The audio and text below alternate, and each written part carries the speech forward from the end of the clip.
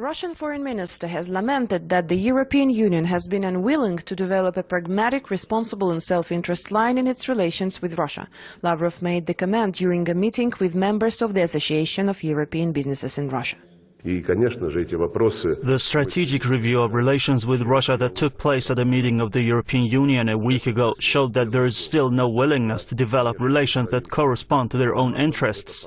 In January 2015, President Barack Obama, addressing lawmakers in the US Congress, accused Russia of making an aggression on Ukraine and said that thanks to Washington's response, Moscow has been isolated and the Russian economy is in tatters. But Lavrov made it clear that Washington will not succeed in shattering the Russian economy.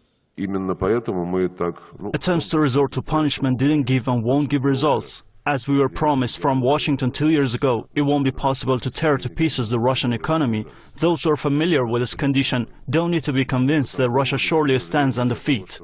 Meanwhile, the European businesses operating in Russia are optimistic about the country's economic growth and the possibility of increasing mutual investments.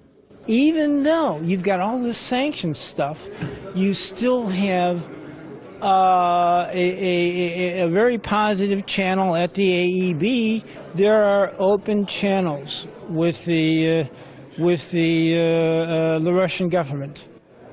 As the main representative body of foreign investors in Russia, we are very grateful to the Minister that he came to us in such a difficult time. The topics that have been raised are very difficult. Syria, relations with the EU, Ukraine. We did not expect concrete answers, but it was important that dialogue is being conducted. Lavrov answered all questions very frankly and openly. It is important to understand in which direction the policy of the Russian Federation flows.